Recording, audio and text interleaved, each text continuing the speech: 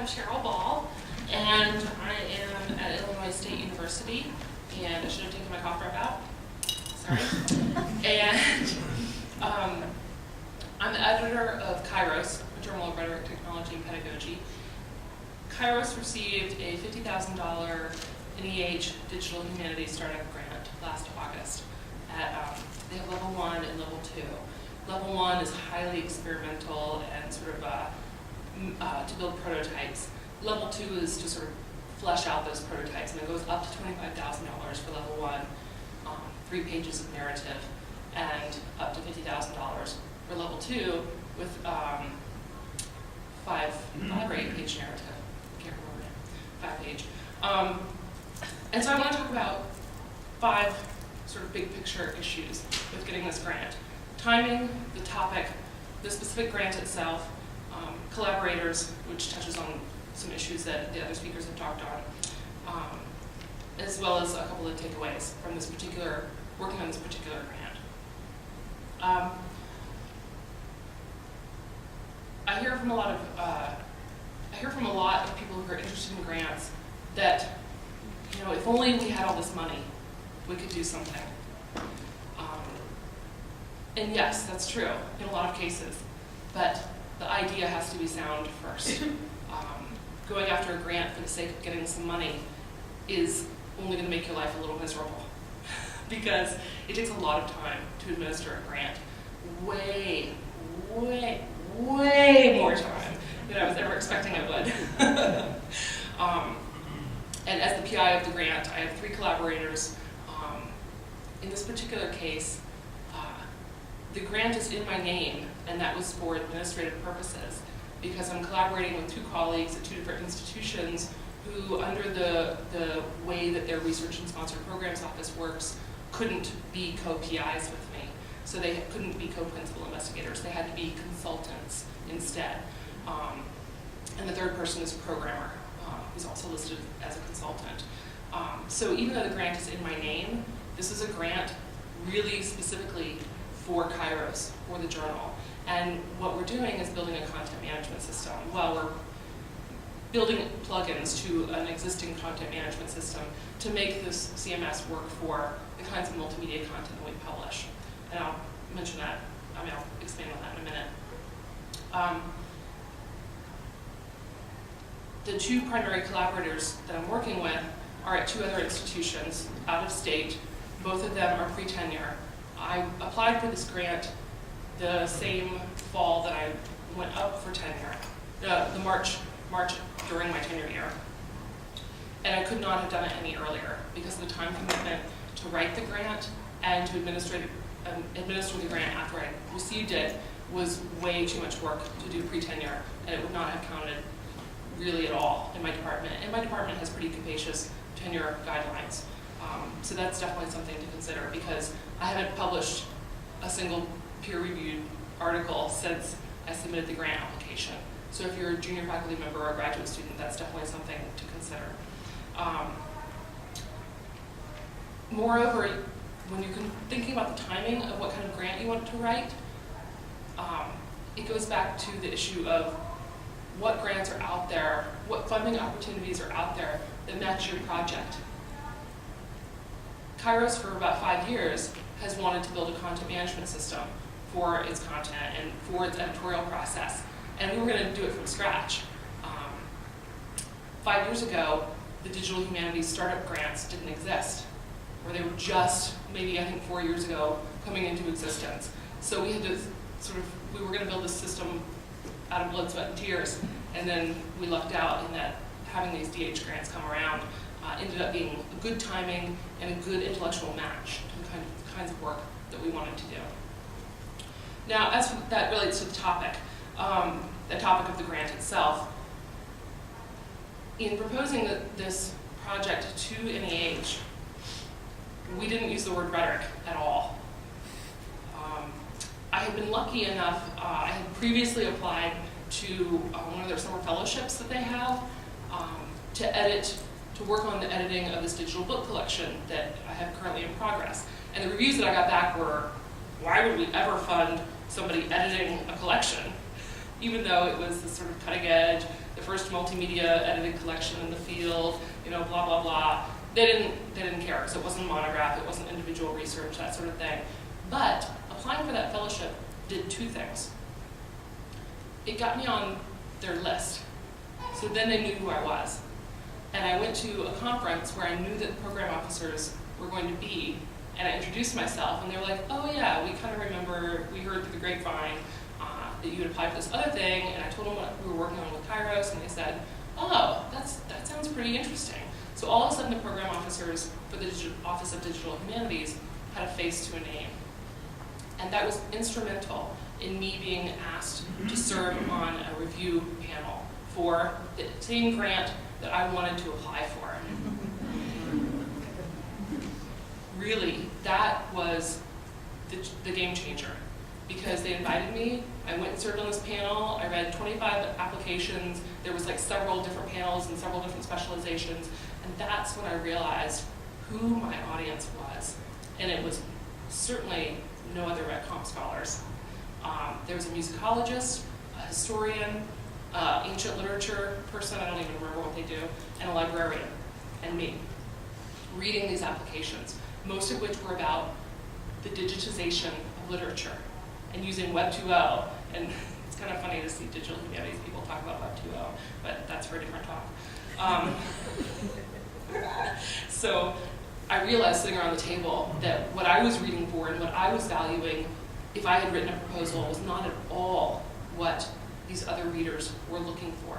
They were, like Paul had mentioned, looking for people who knew what they were doing and who were working either in a center at one university, like a digital humanities center, or working cross-institution and cross-disciplinary, in cross-disciplines for these complementary types of projects.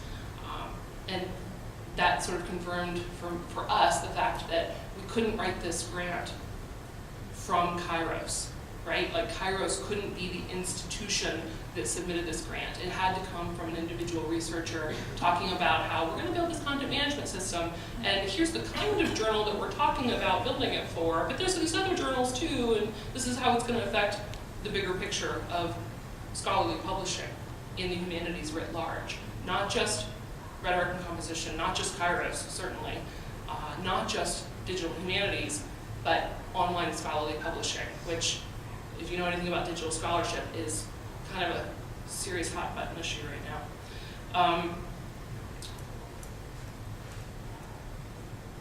Having served on the review board helped me go home and write this grant, because then I knew who, again, my audience was. I ended up partnering, and this moves into the collaborators part of the topic. My research and sponsored programs office at Illinois State really didn't know what to do with a humanist or a post-humanist who wanted to do research work. I'll never forget my first week on campus, and all of the RSP guys would come around to the offices of all the new faculty members and sort of chat with them about what their research office could do for them. And I started asking about overhead and what the costs were, and what this. And he said, "What?" He said, "You're in the English department. What do you know about overhead?" And I was like, "Well, I know that the grants office take all this money off the top, right? At our university, it's 44%. That the institution gets 44% off the top of any external grant that I apply for. At some institutions, I've heard it's as high as 68, right? So if you're talking about a $50,000 grant, minus 68%, that's what I have left to work with, right? Or at ISU, 44%. So I went and talked with the RSP office and told them that I wanted to do this grant, and they actually had this a course release program where you could request, say, I want to write this grant. I'm new at writing external grants, but I'm going to commit to being a continued seeker of external grants for our university, because you're going to get all this money if I get these grants. And in exchange, they gave me a course release. They bought out a class so that I could write this grant over the course of the next semester. And having that time was crucial to me being able to prepare this grant to do what I needed to do. So collaborating with the RSP office was instrumental. Collaborating with with people at other campuses was also instrumental, because it ended up, one, we had to, because it's Kairos and we're not situated at ISU, we're situated in the ether. And so our staff is scattered across the US. So collaborating with my senior editor, Douglas Simon, who's at George Mason, and our associate editor, Kathy Gossett, at Old Dominion, in saying that the primary work for the grant was being done online or in Virginia, where 2 of the 3 people were working, got my overhead lowered from 44% to what they call the off-campus rate of 26%. So all of a sudden, I have an extra $8,000 to work with, and I'm like, sweet, I might actually get some money out of this. So that was an important discussion that I had with the RSP office, was to know that there's these different levels of overhead that you can negotiate with them. The third collaborator that I wasn't expecting to have was a class of undergraduate students who, after we got the grant, we realized we're going to build this content management system. It's built on a database. We have to populate the database. Who's going to do that? Kairos has 15 years of back issues that we have no metadata for. And a database kind of is built on metadata. And so I had this publishing class, and I said, guess what we're going to do this semester, kids? And I thought for sure they were going to hang me. But it turns out that they've loved and been frustrated by, and subsequently loved again, every minute of mining the metadata for the last 15 years of Kairos. And they're doing it for coursework, and they're learning an amazing, amazing amount. Okay, I'll conclude by saying 3 things. It was crucial in the case of the digital humanities startup grants to not pitch this as a rhetoric and comp project. In our case, for our project, if we had said, Kairos wants to do this, they wouldn't have cared. It was because we were building plugins for the system that we were going to give back to the community. And that's the second issue. We were building on an existing system. 3 weeks before the grant was due, Kairos has this history, as you may know, the journal, it was founded by graduate students. It has a very much a bootstraps mentality of, we're going to do it, and we're going to do it experimentally, and it's going to be great, we're going to do it all ourselves. And then like 6 months later, we're, oh my God, that was a lot of work, right? And was it worth it? And so we were going to build this content management system from scratch. And that's how I'd written the grant. Until 3 weeks before the due date, I realized, this is foolish, because, like the question that Dickie asked, how the hell are we going to sustain a content management system after we build it? We're not in the Blackboard business. We're just 3 English professors trying to do a little bit of better work for the field. And so we realized that Open Journal Systems, which is an open access content management system that's built for print editorial publications to migrate online, has plugins that we could build that would allow us to do the multimedia work that we wanted to do within their existing system. So we tailored the grant to write it towards this existing system so that we could build on their sustainable practices that they already have like 10,000 journals internationally that use their system.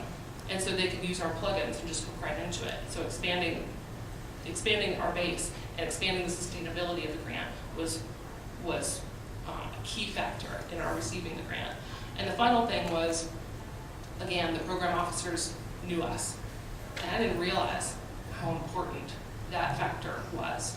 When we ran into, we had been working on some other grants where we'd been invited in as consultants, and it was nothing that we knew somebody else who was being nice to us, inviting us in. And through that endeavor had met some program officers. And then again, met them, reinforced that meeting at a conference. And because they knew who we were, we ran into them about 2 months before the grants were announced. And Brett Bobley, who's the director of the Office of Digital Humanities, came up to me and said, oh yeah, we have a grant from you. And I'm like, sweet, he knows who we are. And that was, so our RSP office actually has funds that will send us to DC to meet with program officers. So if your school has anything like that, I would highly recommend that you check it out, because it's having that face-to-face meeting and names to faces turns out to be one of the things that pushed us over the edge.